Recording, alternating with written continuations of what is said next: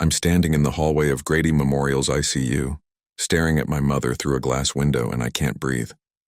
She's got tubes running out of her arms, a ventilator mask covering half her face, and machines beeping like they're the only things keeping her tethered to this world. But that's not what's crushing my chest right now. It's the two people standing on the other side of her bed, my brother Darren and my sister Tasha, arguing like they're at a yard sale haggling over a broken lamp.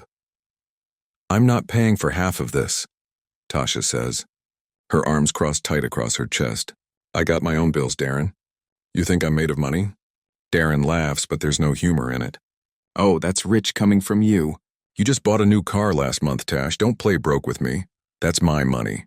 I worked for that." "And Mama didn't work for you?" "She raised your ungrateful."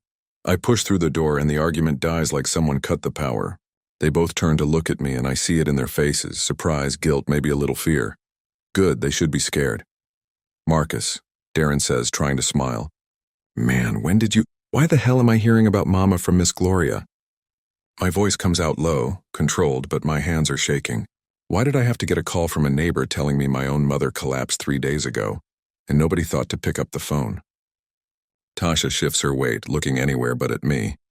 "We were gonna call you, Marcus." "We just what?" "Figured you'd wait till she died before you bothered me." "That's not fair," she snaps back, but her voice cracks. I look at my mother again. Denise Carter, 63 years old, raised 3 kids on a nurse's salary while their daddy was God knows where. Worked double shifts so we could have school supplies and birthday cakes. Never missed a parent-teacher conference, never let us go to bed hungry. Never once said she was tired of carrying us. And here she is, alone, hooked up to machines, while her children fight over who has to pay what.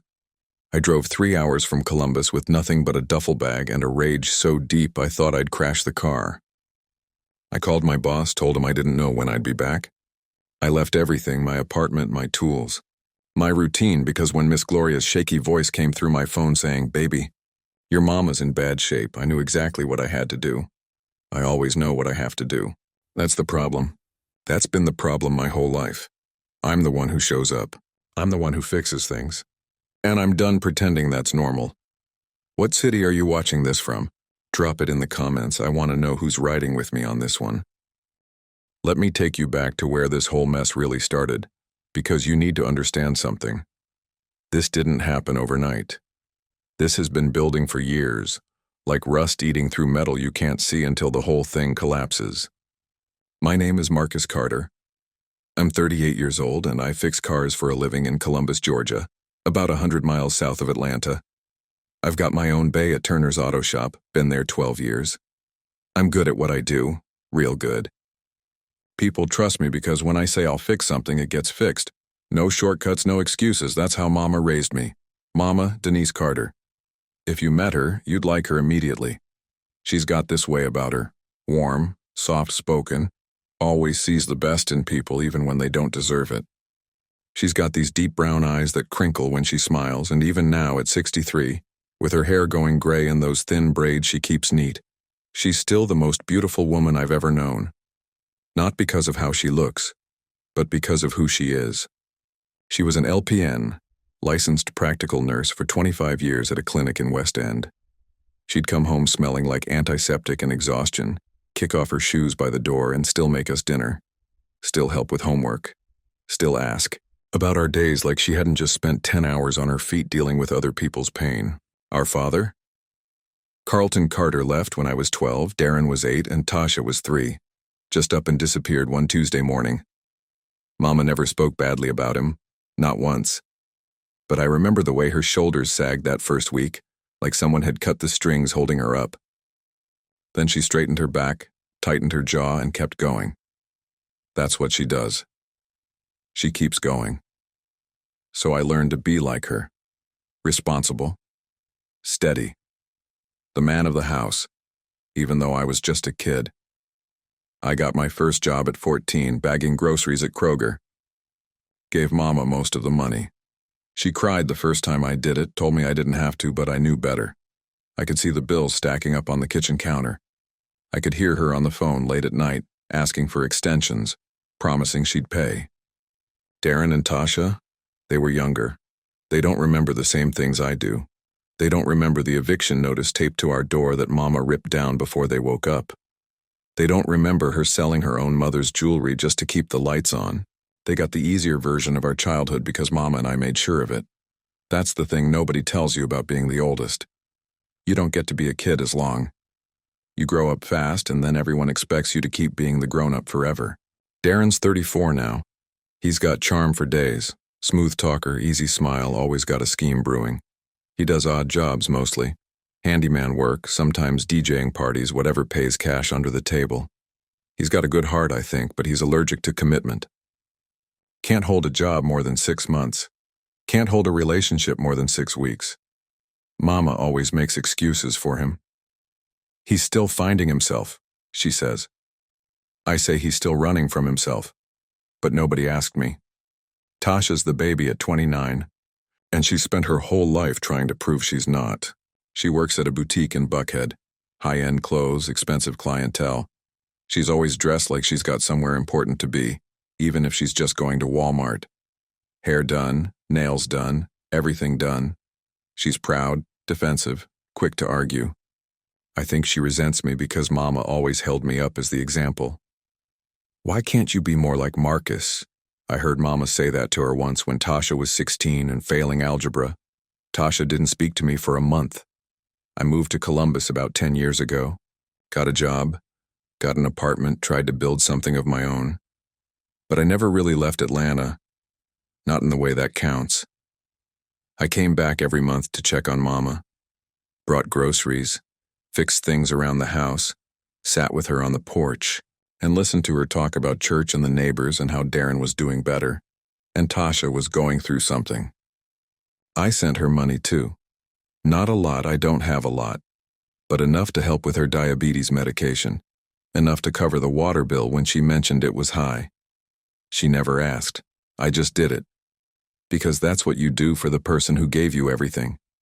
3 weeks ago, I called her like I always do on Sunday nights. She sounded tired, more tired than usual.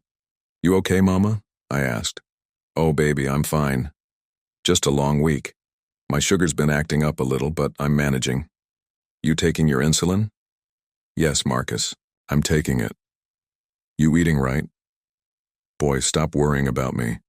I've been taking care of myself longer than you've been alive. But I heard something in her voice, something thin and stretched, like a rubber band pulled too tight. I should have driven up that night. I should have known. Instead, I said, All right, Mama. But call me if you need anything. I mean it. I will, baby. I love you. Love you too. That was the last time I talked to her before Miss Gloria called. Miss Gloria's been our neighbor for 30 years. She's 72, lives next door in a house with a garden full of tomatoes and collard greens. She's the kind of woman who notices everything, who's coming, who's going, who's struggling. She's got Mama's number, and she's got mine. When my phone rang at 11 p.m. on a Tuesday, I almost didn't answer. I was in bed, exhausted from a long day wrestling with a busted transmission. But something made me pick up. Marcus? Miss Gloria's voice was shaky and my stomach dropped. Yes, ma'am. What's wrong? Baby, it's your Mama. The ambulance just took her. She collapsed in the kitchen. I heard the fall through the wall and I called 911. They said it's bad, Marcus.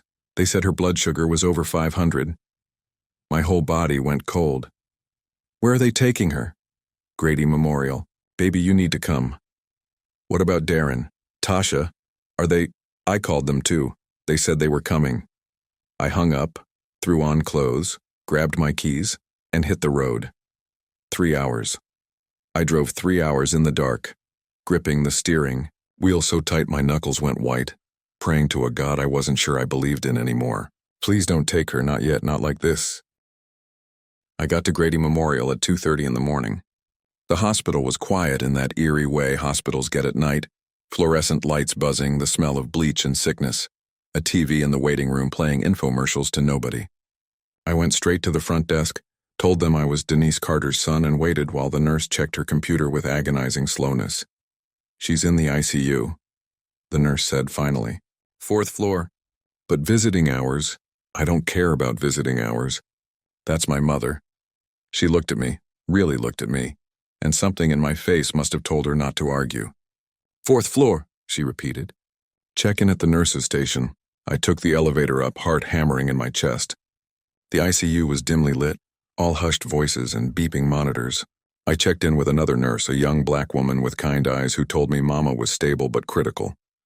"Diabetes-related ketoacidosis," she said. Her body had basically started eating itself because her blood sugar was so out of control. They had her sedated on IV fluids, monitoring her vitals. "Can I see her?" I asked. "Room 407, but keep it short, okay? She needs rest." I walked down the hallway, my work boots squeaking on the linoleum, and stopped outside her room. Through the window I could see her, small, fragile, nothing like the strong woman who raised me. She looked like she was disappearing into the white sheets. I pushed the door open and stepped inside. The beeping of the machines was louder in here, insistent. I walked to her bedside and took her hand. It was warm, at least. Real. She was still here. "Hey, Mama," I whispered. "It's Marcus. I'm here now. You're gonna be okay." "You hear me?" "You're gonna be okay." She didn't respond, didn't move. But I sat there anyway, holding her hand, watching the rise and fall of her chest, and I made her a promise. "I'm not going anywhere. I'm gonna fix this. Whatever it takes." I stayed until the nurse told me I had to leave. Then I went to the waiting room and called Darren. He answered on the 5th ring, groggy. "What? Where are you?" I asked. "Man, it's almost 4 in the morning. Mama's in the ICU, Darren." "Where the hell are you?" A pause. "I'm at home, Marcus. I went to the hospital earlier, but they wouldn't let me see her, so I left." "You left?" "They said she was stable." What was I supposed to do, sleep in the waiting room? I closed my eyes and counted to 5. "And Tasha?" "I think she went home too, man. Look, I'll come back in the morning. You'll come back now. Both of you. I'm texting you the room number. You've got 1 hour. Marcus, I'm tired. I drove 3 hours in the middle of the night. You live 20 minutes away. 1 hour, Darren. Don't make me come find you." I hung up before he could argue. Tasha didn't answer when I called her. I left a voicemail. "It's Marcus. Get to Grady Memorial. Now, I'm not asking." Then I went back upstairs, found an uncomfortable chair in the hallway outside Mama's room, and waited. Darren showed up an hour and a half later, looking like he'd just rolled out of bed because he had. Wrinkled shirt, basketball shorts, slides on his feet. He saw me and tried to smile, but it died when he saw my face. "Man, you didn't have to." "Sit down," I said. He sat. Tasha arrived 20 minutes after that, and she came in hot. Designer purse on her shoulder, attitude on her face. "Marcus, you can't just summon people like, sit." Something in my voice stopped her. She sat next to Darren, arms crossed. I looked at both of them. My siblings, the people who shared my blood, my childhood, my mother, and I felt something crack open inside me. Not anger exactly, but something deeper, disappointment, grief. "When did you find out Mama was in the hospital?" I asked. Darren shifted in his seat. "Miss Gloria called me around 11:30. "Me too," Tasha said. "And you came here?" "Yeah," Darren said. "I got here around midnight. But they said only one visitor at a time and she was sedated, so you left," I finished. "It wasn't like that, Marcus. Then what was it like?" "Explain it to me. Because I'm trying to understand how both of you were here before me and neither of you thought to call me." Tasha's jaw tightened. "We thought Miss Gloria already called you." "She did. But she's not your mother. You are Mama's children. You should have called me yourselves. You should have said, 'Marcus, Mama's in the ICU, we need you.' Instead, I had to hear it from a 72-year-old neighbor." "We were gonna call you in the morning," Darren said weakly. "In the morning? She could have died, Darren. Do you understand that? She could have died and I would have found out after the fact because you were gonna call me in the morning." Silence, heavy and suffocating. "How long has she been sick?" I asked. "And don't lie to me." Tasha looked at Darren. Darren looked at the floor. "How long?" I repeated. "A few months," Tasha said finally. "She's been tired a lot. Losing weight." I thought it was just stress. "Did you take her to the doctor?" She said she didn't need to go. "Did you make her go anyway?" No answer. I stood up and walked to the window. Outside, the sun was starting to rise, painting the Atlanta skyline in shades of pink and gold. It should have been beautiful. Instead, it just felt wrong. "Here's what's going to happen," I said, turning back to them. "I'm staying in Atlanta until Mama's out of this hospital and stable. I'm taking leave from work and I'm handling this. You two are going to show up every single day. You're going to sit with her. You're going to talk to her doctors. You're going to be present. Are we clear? Marcus, I have a job. Tasha started, so do I, and I'm putting it on hold. You can do the same. That's easy for you to say. You're a mechanic. I work in retail. If I don't show up, I get fired. Then get fired, I said flatly.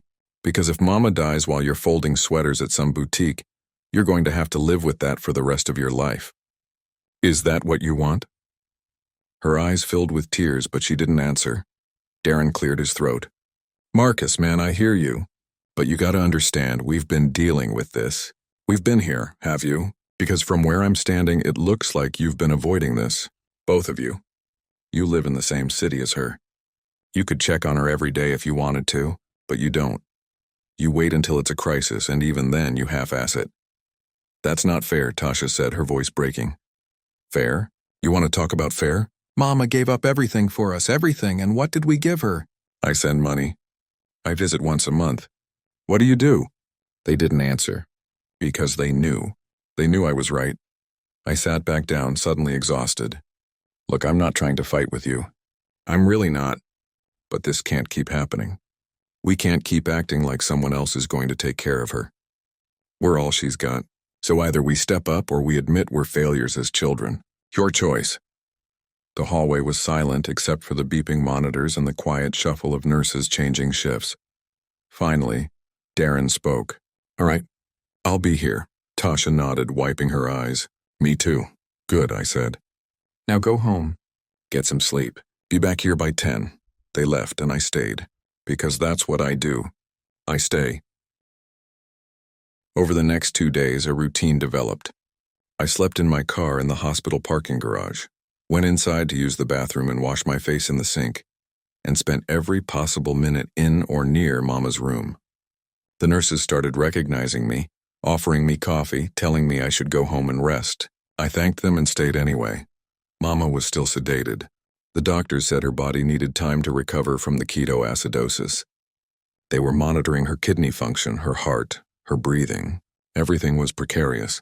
One doctor, a middle-aged Indian man named Dr. Patel, explained it to me in careful, measured terms.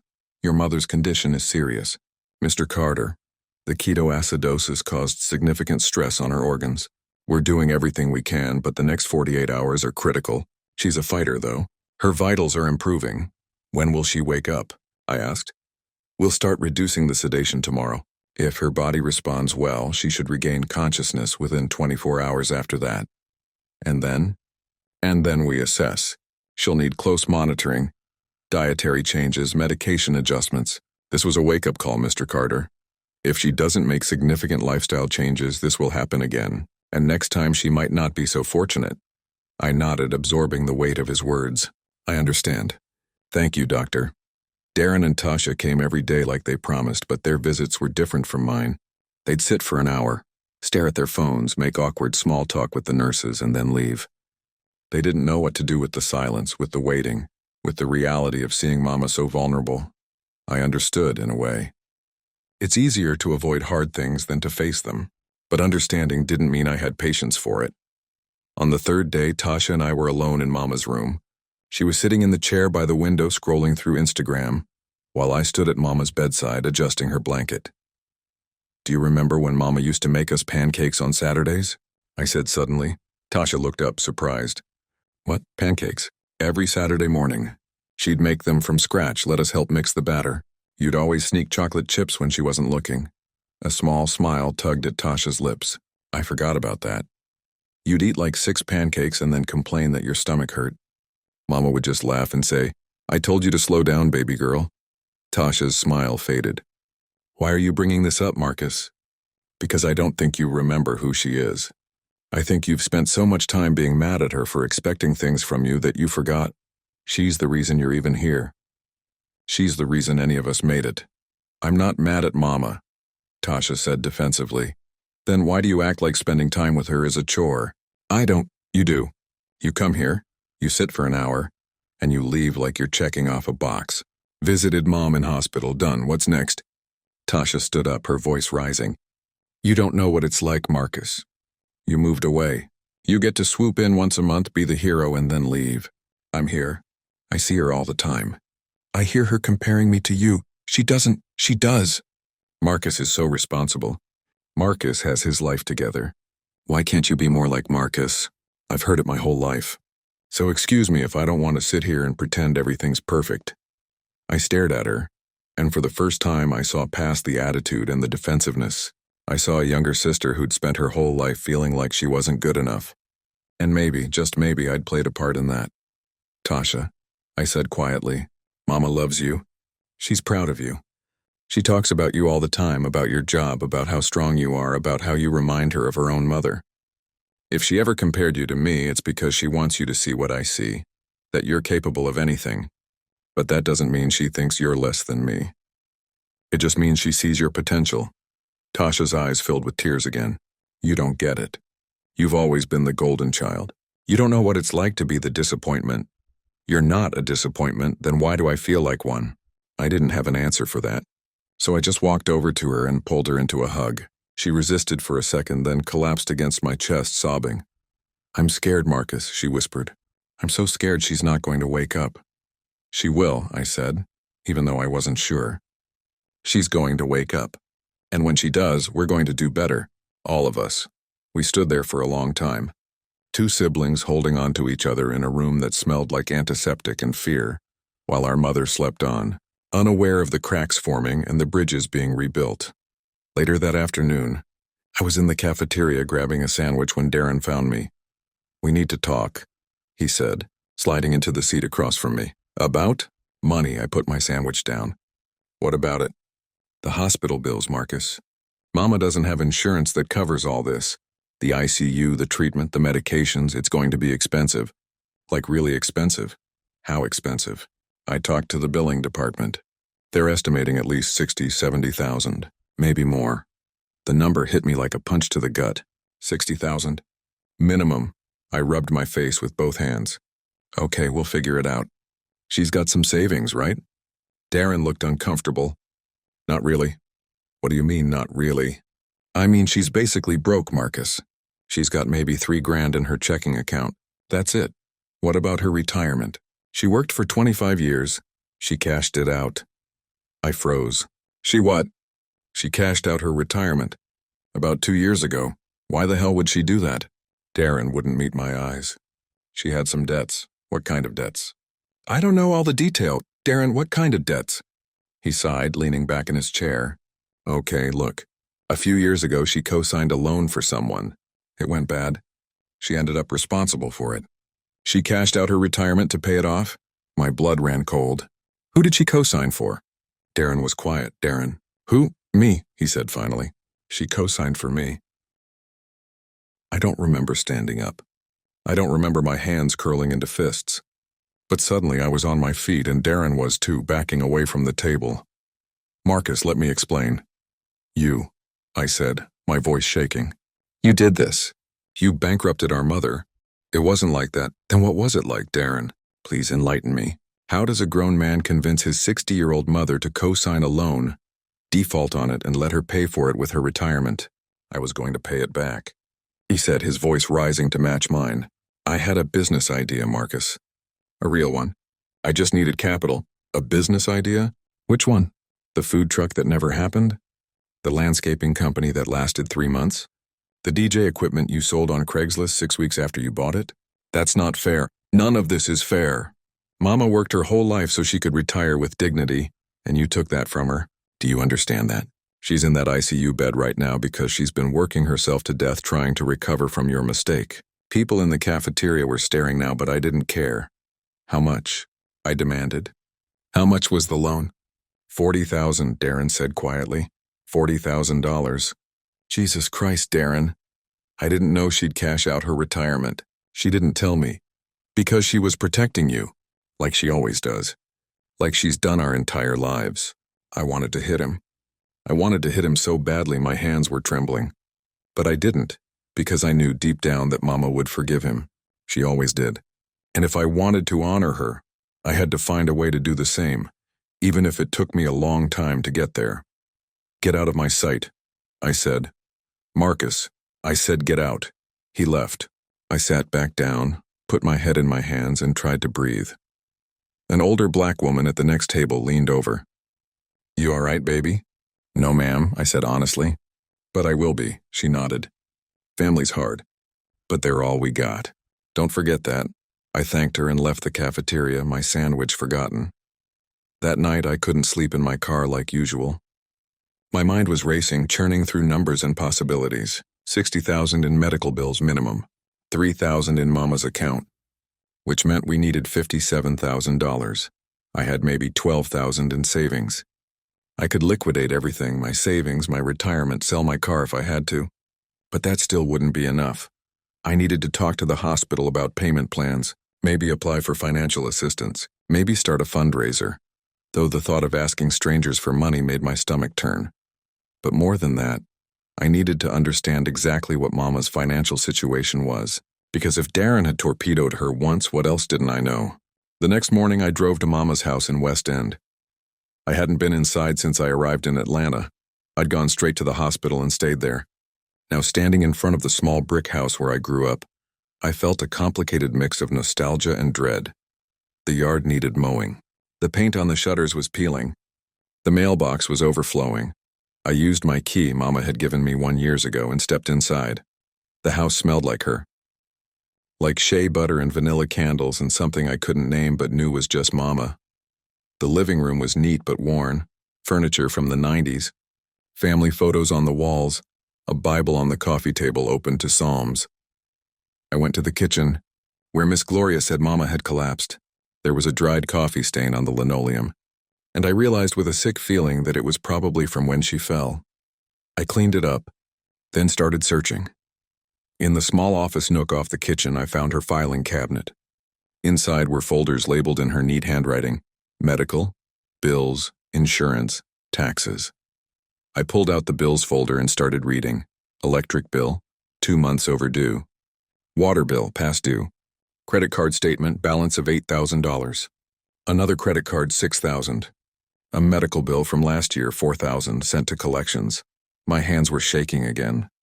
How had I not known? How had I sent her money every month and not realized she was drowning? Then I found it. A life insurance policy. Whole life with a cash value of $45,000. Beneficiaries: Marcus Carter, Darren Carter, Tasha Carter. I stared at the document. $45,000. It wasn't enough to cover the hospital bills and her debts, but it was something. More than something. And then a darker thought crept in. If Mama died, we'd get that money. The hospital bills would become her estate's responsibility, and if the estate was empty, the bills would go unpaid. If Mama died, our financial problems would be solved. I dropped the paper like it had burned me. What the hell was wrong with me? How could I even think something like that? But the thought was there now, ugly and insidious. And I wondered if Darren had thought it too. If Tasha had. If that's why they'd been so casual about her care, so ready to leave, so willing to let me handle everything. No, I couldn't think like that. They were selfish and irresponsible, but they weren't evil. They loved Mama. They just didn't know how to show it. I spent the rest of the day at the house organizing her bills, making lists, calling creditors to ask about hardship programs. By the time I left, I had a clearer picture of the situation, and it was worse than I'd thought. Mama was easily $50,000 in debt, not counting the hospital bills. She'd been living paycheck to paycheck, probably skipping meals to afford her medication, working herself sick to stay afloat. And we'd let her, all of us, because it was easier to believe she was fine than to look closely enough to see she was drowning. When I got back to the hospital that evening, Dr. Patel was waiting for me. "Mr. Carter, good news. We're going to start reducing your mother's sedation tonight. If all goes well, she should wake up tomorrow." Relief flooded through me. "Thank you, doctor." "Thank you so much, of course, but there's something else we need to discuss. After she's discharged, she'll need round-the-clock care for at least 2 weeks. Someone to monitor her blood sugar, help her with medications, make sure she's eating properly. Do you have someone who can do that?" "Yes," I said immediately. "Me," Dr. Patel nodded. "Good. We'll set up a meeting with a nutritionist and a diabetes educator before she leaves. You'll need to learn how to manage her care. I'll learn whatever I need to learn." He smiled, a small, tired smile. "She's lucky to have you." I didn't feel lucky. I felt exhausted and overwhelmed and terrified. But I nodded anyway. That night I sat in Mama's room and watched her sleep. The machines beeped their steady rhythm. The ventilator hissed. And I made her another promise. I don't care what it takes, Mama, I'm going to fix this. All of it, the bills, the house, everything. You're not going to worry about money ever again. You hear me? You're done carrying us. It's my turn now. Mama woke up on a Thursday afternoon. I wasn't in the room when it happened. I'd gone to the cafeteria to grab coffee, the first time I'd left her side in 6 hours. Tasha was sitting with her, scrolling through her phone like always, when Mama's eyes fluttered open. Tasha told me later that she almost didn't notice. She was looking at some fashion post on Instagram when she heard a sound, soft like a sigh, and looked up to see Mama staring at her.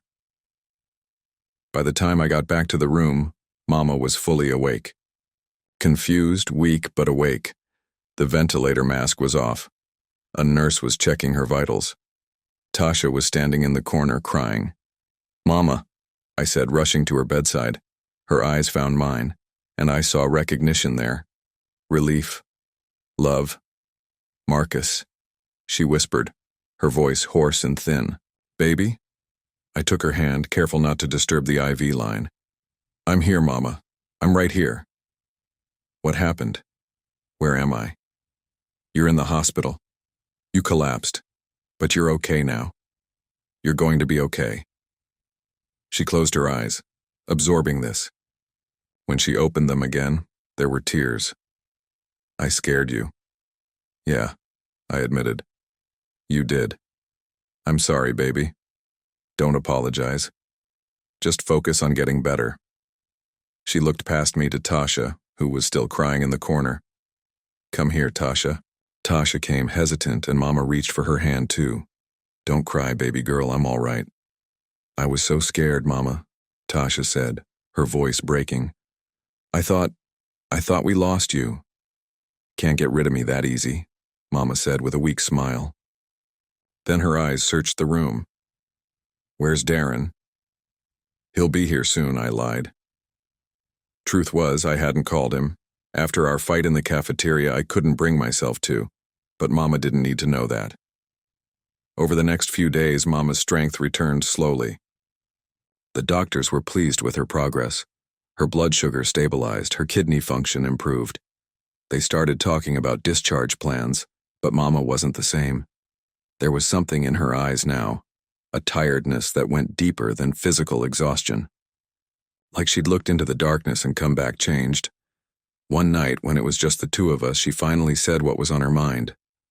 Marcus, I need to tell you something. I put down my phone. What is it, Mama? I'm tired, baby. I know, but you're getting stronger every day. No, she interrupted gently. I mean, I'm tired. Of all of it. The working, the worrying, the trying to keep everything together. I'm 63 years old, and I feel like I'm 90. My throat tightened. Mama, don't talk like that. I have to.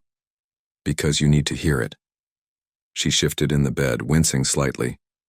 I've spent my whole life taking care of people. Your father, you kids, my patients. I don't regret it, I don't. But somewhere along the way, I forgot to take care of myself. That's going to change, I said firmly. When you get out of here, you're not going back to work, you're going to rest. I'll handle everything. Marcus, you can't. Yes, I can. I already talked to your supervisor at the clinic. You're officially retired as of last week. I forged your signature on the paperwork, don't be mad. She stared at me. You did what? I retired you. You're done, Mama. No more 12-hour shifts, no more stress. You're going to focus on your health from now on. Baby, I can't afford to retire. I have bills. I know about the bills. Her face changed, became guarded. What do you mean? I went to the house. I saw the filing cabinet, the credit cards, the medical bills and collections, the overdue utilities. I know about all of it. Mama looked away, shame written across her features. You weren't supposed to see that. Why didn't you tell me? Why didn't you ask for help? Because you already do so much. You send me money every month, you visit, you worry. I didn't want to be more of a burden. A burden? Mama, you're not a burden. You're my mother. You gave me everything. Let me give back. It's too much, Marcus. The debt is too much. I've tried to pay it down, but it just keeps growing. The interest, the fees. I can barely keep up with the minimums. Then don't, I said. Let me handle it. How? You can't pay $50,000. So you know how much it is. She nodded miserably. I know exactly how much it is. I think about it every night. It keeps me up knowing I'll probably die with this debt and leave it for you kids to deal with. Stop, I said, my voice rough. Stop talking like that. You're not dying. And you're not leaving us with anything except good memories and the knowledge that you loved us more than life itself. But the money. The money is just money, Mama. We'll figure it out. I'll get a second job. I'll sell my car. I'll do whatever it takes. No. Her voice was firm now, stronger than it had been. No, Marcus. You're not destroying your life to fix mine. My life isn't destroyed if you're in it. She started crying then, really crying, her whole body shaking with it. I climbed onto the bed beside her, careful of the wires and tubes, and held her like she used to hold me when I was little and scared. It's okay, Mama. It's okay. I've got you. I'm sorry, she kept saying. I'm so sorry. You don't have anything to be sorry for, not one thing. We stayed like that until she fell asleep, exhausted from emotion. I stayed on the bed, holding her, thinking about everything she'd sacrificed and everything I needed to do. The next morning I called a family meeting. I told Darren and Tasha to meet me in the hospital cafeteria at noon. Darren tried to make excuses, but I cut him off. Noon, I said. Don't be late. They both showed up, surprisingly. Tasha looked nervous. Darren looked defensive, like he was expecting another fight. I didn't waste time. We need to talk about money. I knew it, Darren said. Look, man, I told you, I'm not here to fight. I'm here to solve the problem, so shut up and listen. He shut up. I laid it all out. The hospital bills, estimated at $70,000 now. Mama's existing debt, $50,000. Her complete lack of savings or income. The life insurance policy that wouldn't be enough even if we combined it with everything else. We need $120,000, I said, minimum, and we need it fast before the hospital starts demanding payment and her creditors start calling. Tasha's face had gone pale. Where are we supposed to get $120,000? We get it from us, I said. I've got $12,000 in savings. I can pull another $8 from my retirement if I pay the penalty. That's $20. What about you two? Tasha hesitated. I've got maybe $5,000, but Marcus, I need that for what? A new purse? A vacation? Mama's life is more important than whatever you need it for. She flinched but nodded.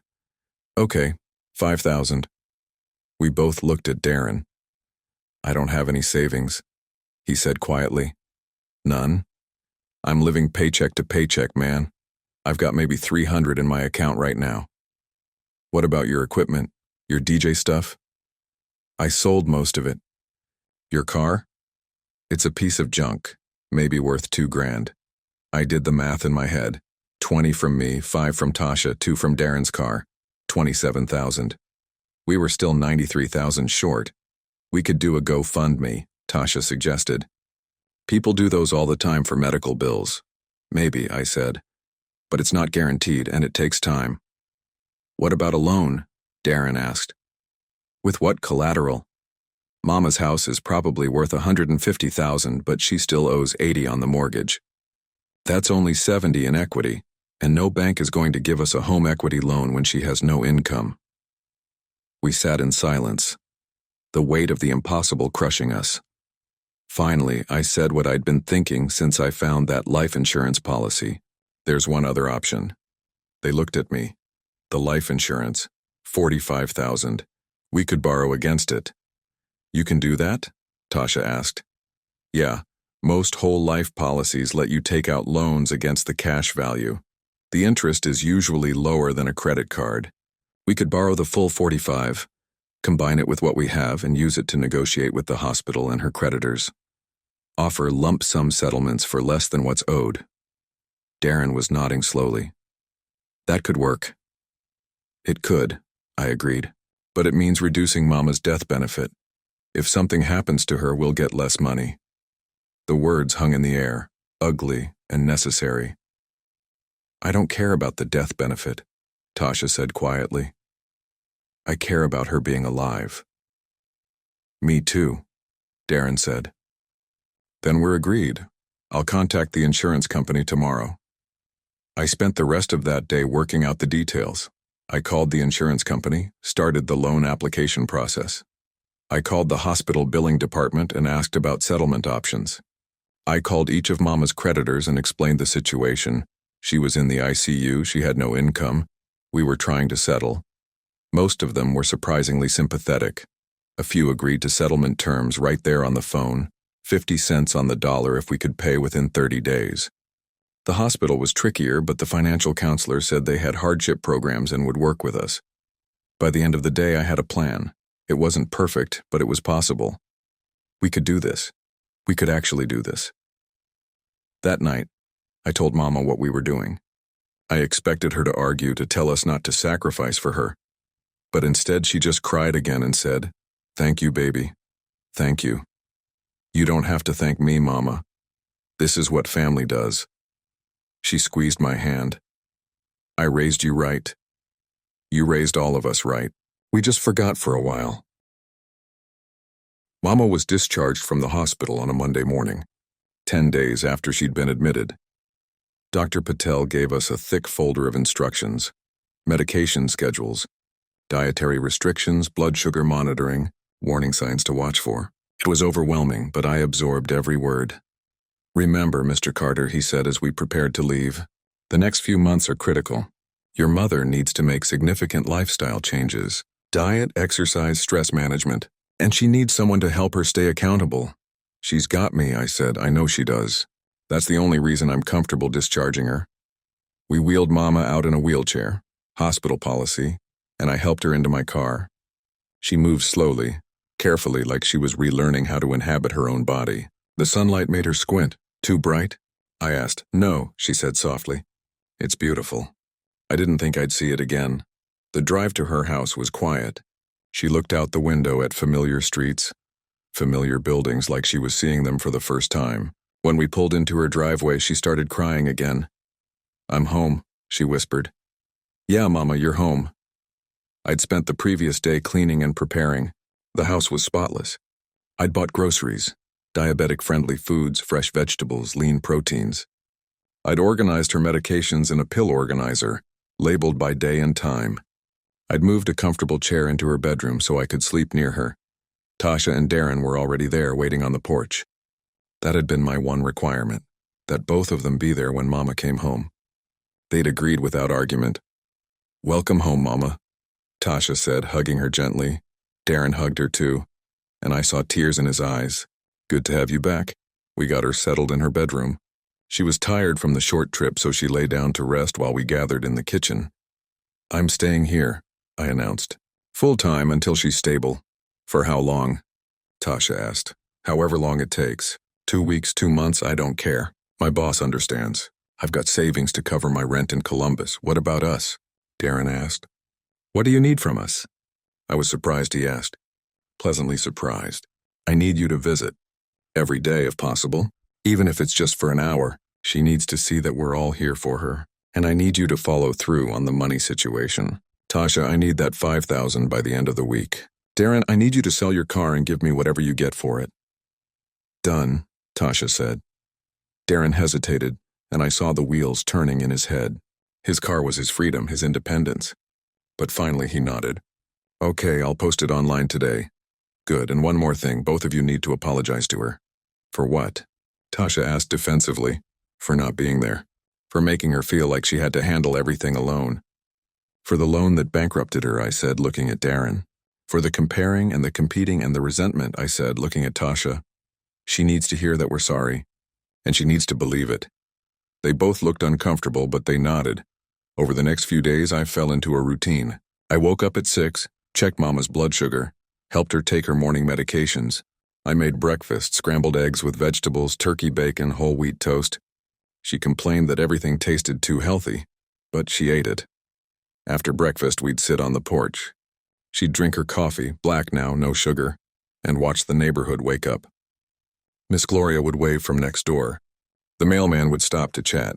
Kids would bike past on their way to school. "I miss this," Mama said one morning, "just sitting. Being still." "You've earned the right to sit," I told her. "Have I? Sometimes I feel like I wasted so much time. Working, worrying, running in circles. I missed things, Marcus. I missed your life. You didn't miss anything important. I missed your 30th birthday. You came to visit me that weekend, but I was so exhausted I fell asleep during dinner. I remember. You were working double shifts, and see? I was always working, always tired. And for what? So I could end up broke and sick anyway? You were taking care of your family. That's not nothing," she sighed. "I know, but I wish I'd done it differently. I wish I'd asked for help. I wish I'd let go of the idea that I had to do everything myself." "You're asking now," I pointed out. "Better late than never." She smiled at that. "When did you get so wise?" "I had a good teacher. Tasha came by every afternoon after work. At first her visits were awkward. Forced small talk, long silences. But slowly something shifted. One day she brought nail polish and gave Mama a manicure. Another day she brought old photo albums and they looked through them together, laughing at pictures of us as kids. "Remember this?" Tasha said, pointing to a photo of herself at 5 dressed as a princess for Halloween. "You made this costume by hand." "Of course I remember," Mama said. "You wanted to be Belle. I stayed up 3 nights straight sewing it. I wore it for a month after Halloween.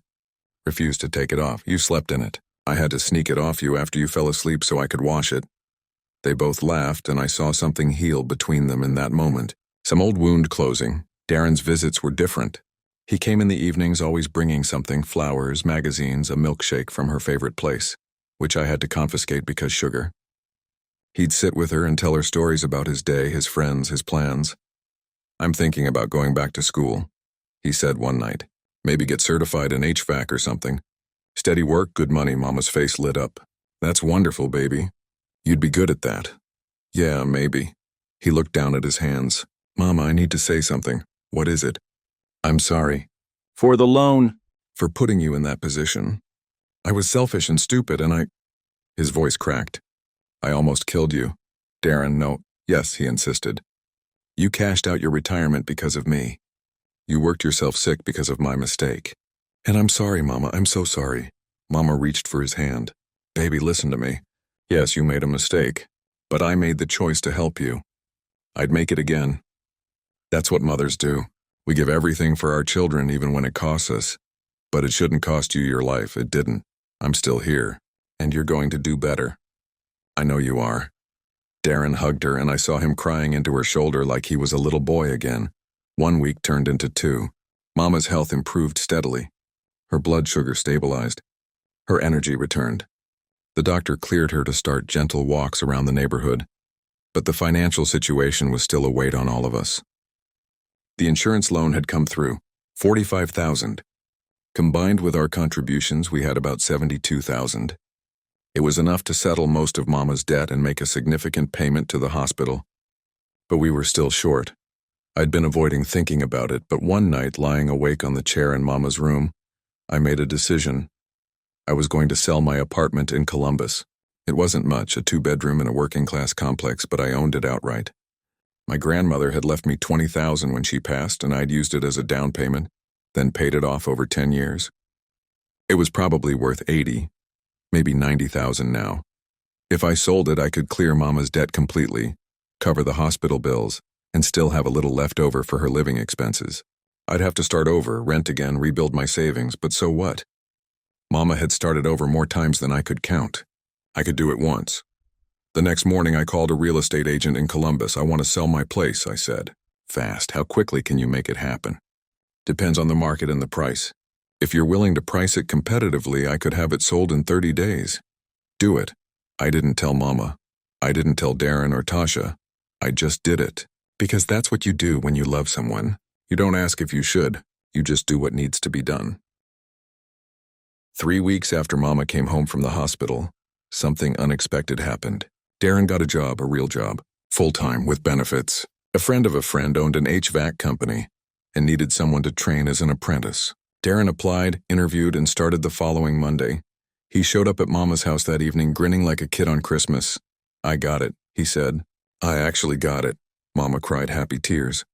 "I'm so proud of you, baby." "It's just an apprenticeship, Mama. I'm basically a grunt.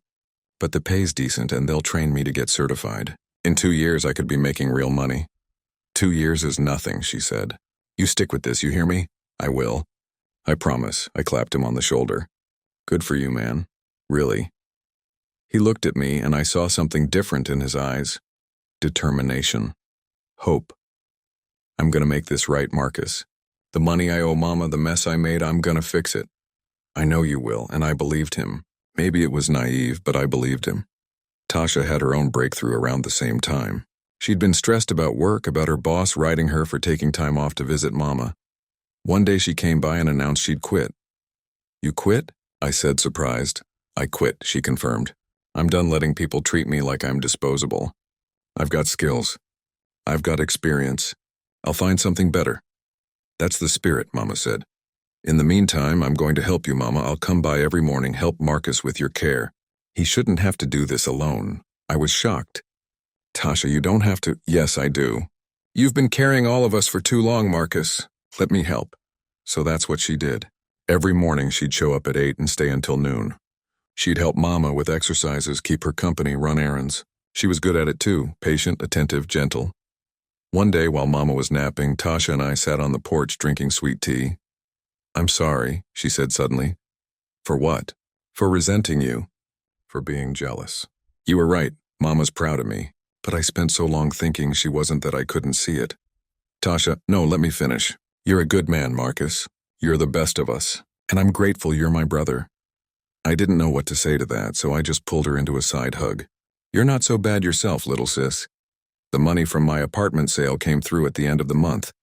$92,000. With the insurance loan and our contributions, we had enough to settle everything.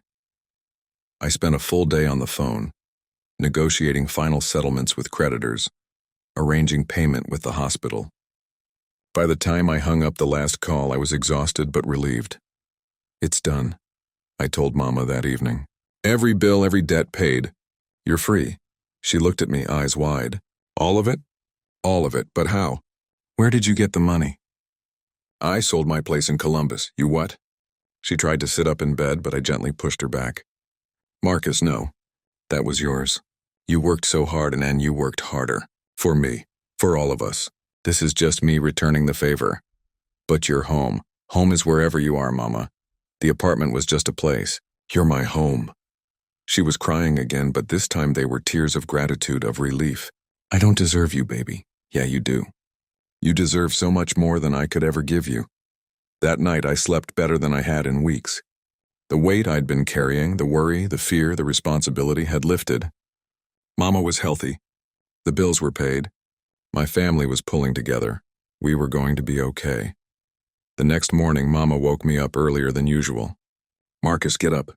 We need to go somewhere." "Where?" "Church." I blinked at her. "Church?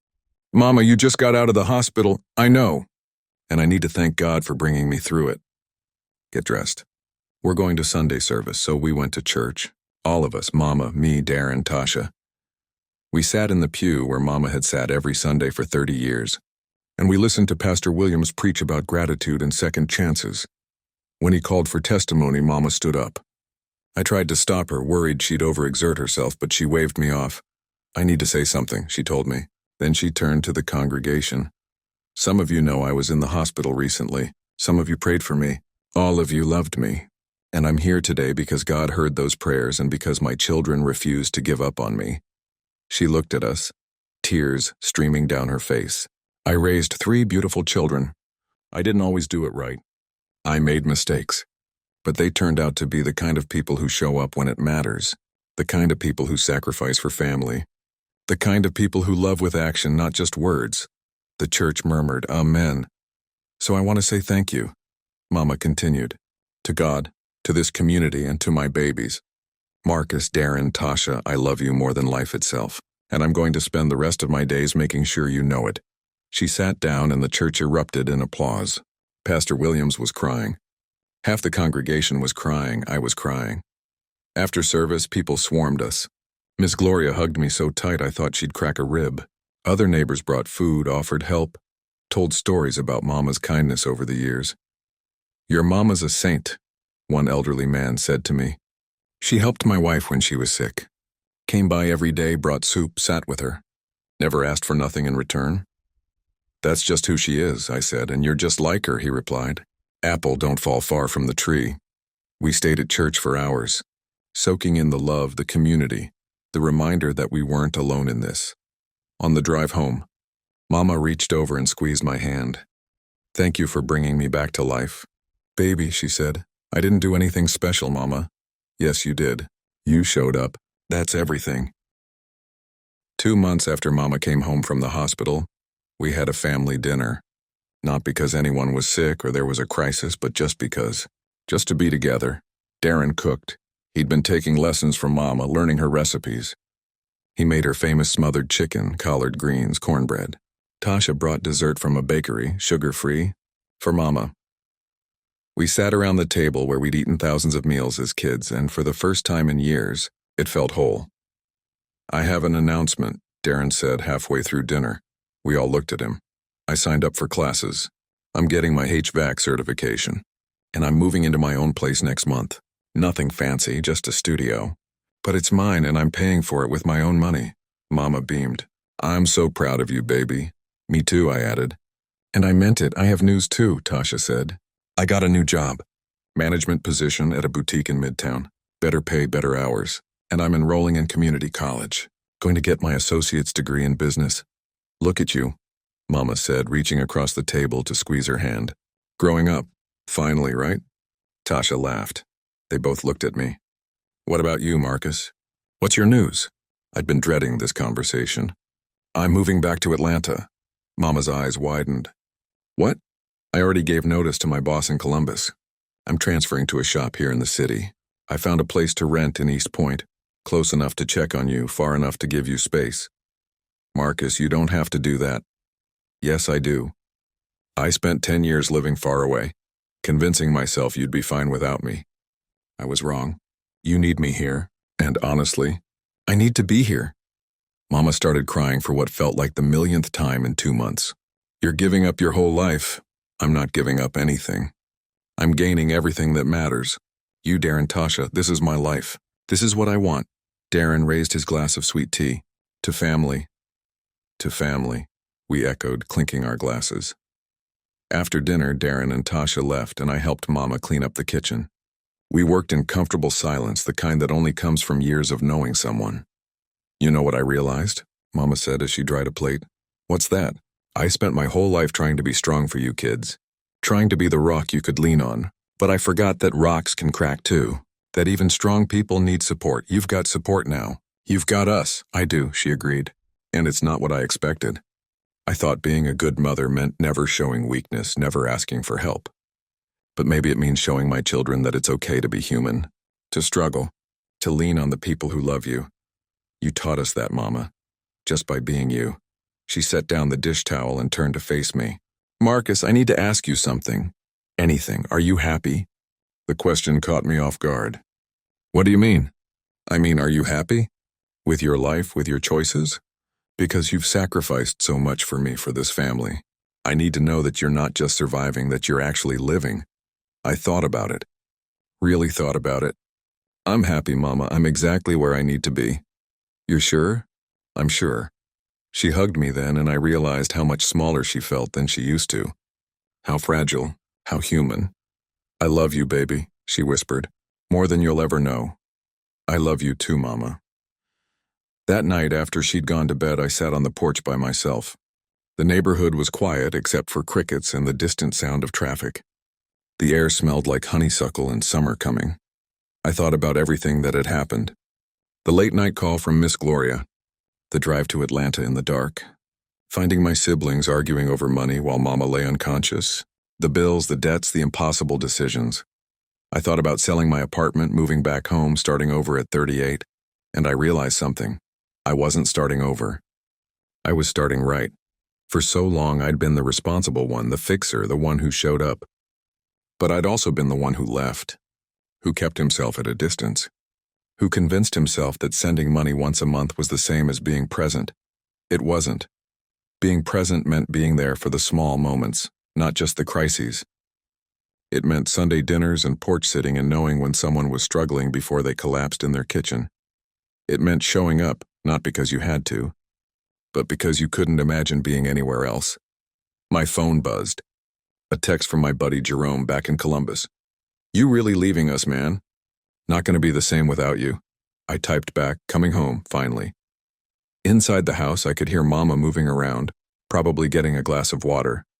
I heard her footsteps pause, then come toward the door. She stepped out onto the porch. "Can't sleep?" I asked. "Too happy to sleep," she said with a soft laugh. "I keep thinking about tonight. About having all my babies at one table again. About second chances. We're the ones who got the second chance, Mama. You almost left us, but I didn't. God wasn't done with me yet. Wasn't done with us." She sat down in the chair next to mine and we looked out at the quiet street together. "You know what scares me?" she said after a while. "What?" "That I'll forget this feeling. That I'll get well and fall back into old patterns. Working too much, worrying too much, forgetting to live." "Then we won't let you," I said. "That's the deal. You took care of us for 38 years. Now it's our turn." "Deal," she said, smiling.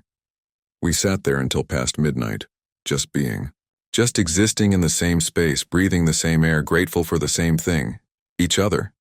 Eventually, Mama went to bed. I stayed on the porch a little longer, looking up at the stars, thinking about the man I'd been when I got Miss Gloria's call. Frantic. Afraid. Alone. And the man I was now. Settled, sure, surrounded. My brothers had left Mom in the ICU. But I'd shown up. And in showing up, I'd found something I didn't even know I was missing. I'd found my way back home. Not to a place, but to a purpose. Not to fix things, but to be present for them. Not to save anyone, but to love them while they saved themselves. 3 months later, I was sitting in that same spot on the porch when Mama came out with 2 cups of coffee. She handed me one and sat down beside me. Her color was back. Her smile was genuine. Her eyes were clear and bright. "What are you thinking about?" she asked. "Just how much has changed," I said. "For the better?" "For the better." She sipped her coffee and we watched the morning sun paint the sky in shades of orange and gold. Miss Gloria waved from her garden. A young couple jogged past with their dog. The world kept turning, kept living, kept offering second chances to anyone brave enough to take them. "You know what I learned from all this?" Mama said. "What's that?" "That love isn't about being perfect. It's not about never falling apart or never needing help. It's about showing up, messy, broken, scared, and trusting that the people who love you will catch you when you fall." "You taught us that," I said. "No, baby.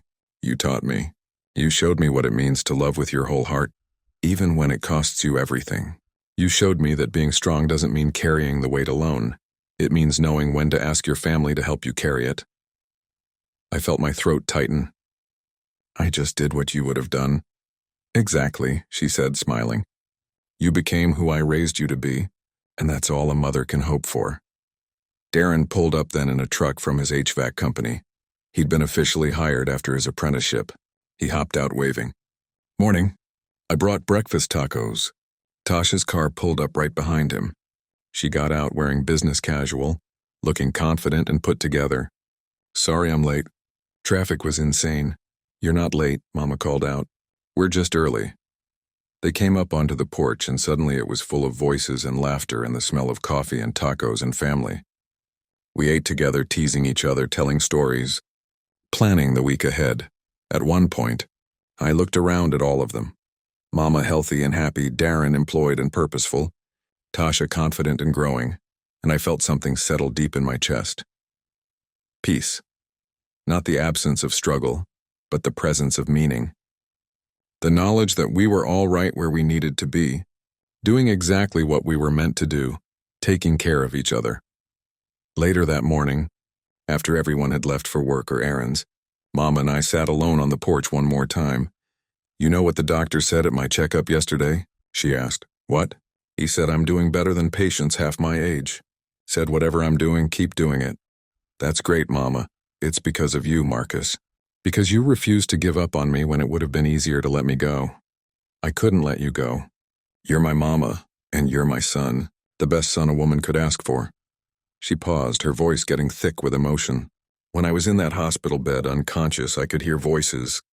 I couldn't respond, couldn't move, but I could hear. And I heard you, Marcus. I heard you promise you'd fix everything. I heard you tell me you weren't going anywhere.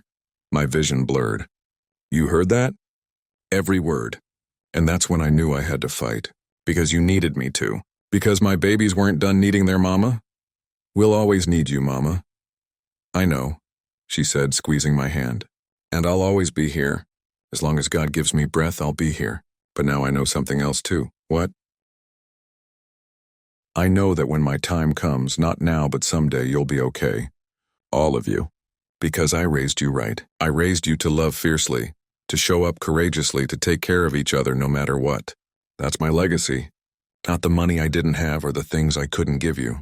My legacy is the three of you standing strong together. I couldn't speak, could barely breathe, so I just held her hand and let the tears come. I'm proud of you, Marcus, she whispered. So proud. I'm proud of you too, Mama. You never gave up on us. Not once. Never, she agreed. And I never will. We sat there as the sun climbed higher in the sky. Two people who'd been through hell and come out the other side, not unscathed but unbroken. Not unchanged but better for the changing. My phone buzzed. A text from my new boss. You coming in today or what? I typed back and on my way. Just needed a minute with my mama. He responded, take all the time you need, brother. Family first. Family first. That's what this whole journey had taught me. Not family only, not family instead, but family first. Before pride, before fear, before the comfort of distance or the illusion of independence. Family first. Always. I stood up, stretched, and kissed Mama on the forehead. I gotta head to work. You need anything before I go? I'm good, baby. I've got everything I need. Call me if that changes. I will. I walked to my car, a used Honda I'd bought after selling my apartment, and paused before getting in. I looked back at the house, at Mama waving from the porch, at the life I'd built by tearing down the old one and starting fresh, and I smiled.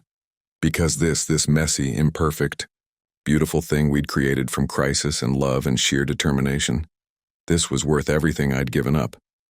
This was home. I drove to work with the windows down and the radio up, singing along to songs I didn't know all the words to, feeling lighter than I had in years. My brothers had left Mom in the ICU, but I'd shown up to fix the whole mess, and in the process, I'd fixed something else too. I'd fixed us, not perfectly, not permanently, but enough. Enough to know that when the next crisis came, because there would be a next crisis, we'd face it together. Enough to know that family wasn't about being perfect. It was about being present. Enough to know that love, real love, wasn't something you said. It was something you did, over and over and over again until the day you died.